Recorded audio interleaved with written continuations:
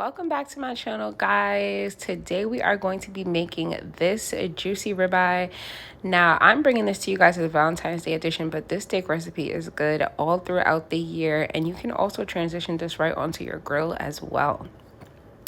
So we are going to start by, I know this is maybe a little unorthodox, maybe you've seen it 1,000 times before, but I like to just get a bit of like a blend of seasoning going on my pan, and then I'm going to go ahead and roll my steak around in this. Now I used some salt, that McCormick steak seasoning. I also like the Kinder steak seasonings, whichever one you prefer. And you can see there that I added some coarse salt because I just prefer that. I don't know why I started with the normal salt.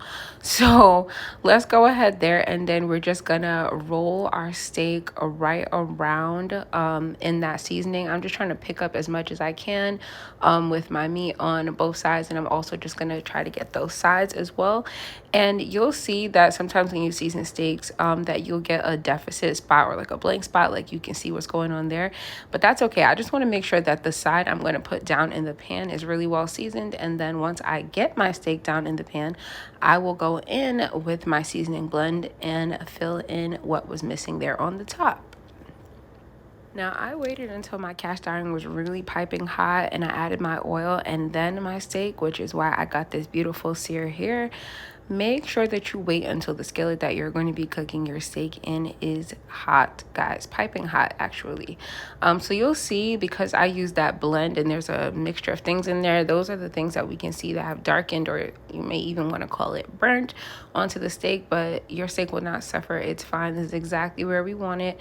This is why essentially truly all you need for a good restaurant quality style steak is some salt, but we're always going to kick it up a notch and do what we prefer in our own kitchens. So this is what I did here.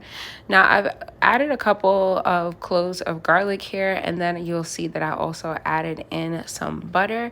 And what I'm doing now is I have my steak standing up on the side, and I'm just trying to render some of that fat. So what that means is I'm just sauteing that fat into the oil, making sure that that gets a chance to cook as well, checking it periodically to see that that fat is actually beginning to cook. You will see that the fat basically looks like it's burning up on the pan, but you are indeed rendering the fat and giving that giving that a chance to go ahead and cook, so that the fat isn't weird on the side of your steak. I know some people eat it, some people don't, but if you do prefer to eat it, then you definitely want to make sure that you don't skip that step. So here I've added that butter, and you see it's melted. So I'm just going ahead and basting my steak. We got good color on both sides, but guys, this is another tip when you are making steak. If you ever notice that you are cooking your steak and there's a portion that just doesn't have as much color as you'd like, you are able to go ahead and assist that with the basting of your steak. So I've got that first steak out of my pan, and then I'm going ahead and getting my second steak cooked. So I'm going to get rid of that thyme and garlic that I used that first time around. I want to go ahead and use some fresh herbs. So I'm going ahead there and getting the same exact process going again.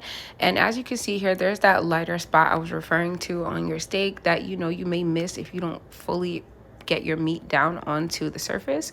So again, guys, if ever you come across that, just go ahead and baste that area with your butter and herbs that you have in your pan, and you will go ahead and get to the color that you're trying to achieve. Now, I like my steaks a medium to medium well at best, so I'm just going to go ahead and baste this up for a couple more moments, and then I'm going to get this out of my pan and give it a second to rest. And when I say second, I do mean ACP second. So that is going to be a couple minutes. Actually, let your steak rest outside of your skillet. You see it's still kind of cooking there. We can see that butter is still bubbling on top of our steak. So let's give that a chance to rest on our cutting board. Listen, I need the cutting board patrol to just take a step back, enjoy the view, and go on with your night. I'm going to go ahead and just slice my steak on up after I've given it some time to rest. We can see that it is the perfect temp inside. Now, that's the way I like my steak. If you like yours a little bit more rare, you'd want to take this out of your pan a little sooner. If you like yours a little bit more well done, you're going to want to, of course, leave this in there a little longer. But for me, this is perfect temp. So I'm going to go ahead and get that sliced up, plated up, And I'm going to go ahead and enjoy my night. Any questions that you guys might have, please feel free to leave those down below in the comments. As always, thanks for stopping. Bye.